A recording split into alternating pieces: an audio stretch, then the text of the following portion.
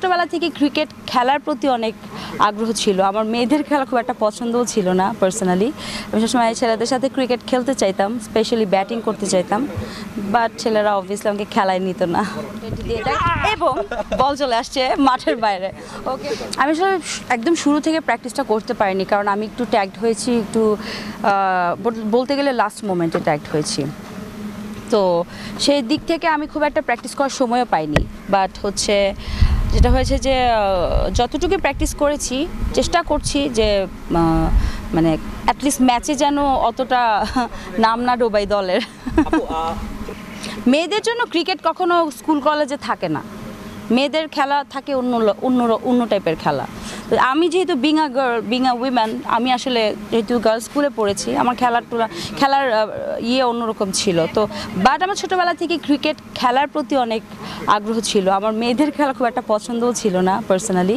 আমি সবসময় ছেলেদের সাথে ক্রিকেট খেলতে চাইতাম, স্পেশালি ব্যাটিং করতে চাইতাম, বাট ছেলেরা অবভিয়াসলি আমাকে খেলায় নিত না। সুন্দর বাংলাদেশ ন্যাশনাল টিমের মাশরাফি বিন মর্তুজা আমার পছন্দের প্লেয়ার ছিলেন, তামিম ইকবাল এবং সাকিব আল হাসান।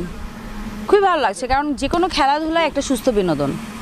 আমরা যেহেতু বিনোদন জগতে আছি, এন্টারটেনমেন্ট ইন্ডাস্ট্রি, আমরা যারা এখানে অনেকে আছে, অ্যাক্টর আছে, ডিরেক্টর আছে, সিঙ্গার আছে, সবাই আছে এখানে, বিনোদন জগতে যারা আছে সবাই আছি।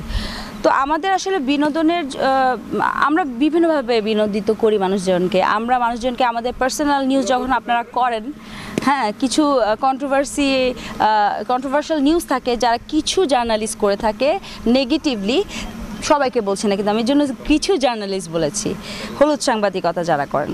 তো সেসব ভাইদের জন্য বলবো, তারা তো আসলে বিনোদনের অগাধ দিয়ে দেয়, কন্টেন্ট দিয়ে দেয় এবং বল চলে আসছে মাঠের বাইরে, ওকে, ক্যামেরার ভিতরে।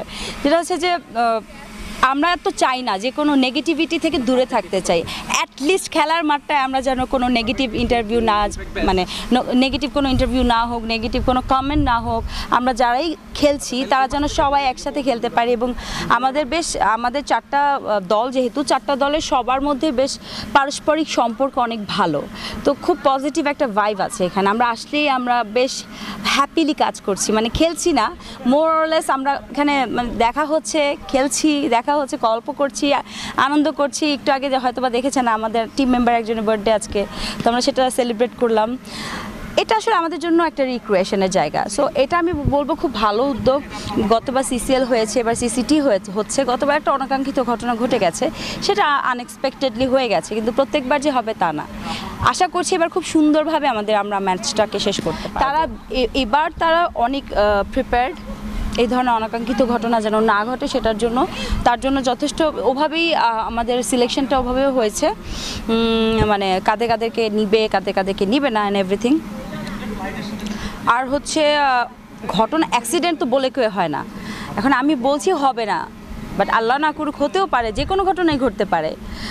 তো আমরা কি করব, আমরা আশা রাখছি যে ভালো কিছুই হবে, মানে পজিটিভ আশা রাখা ভালো।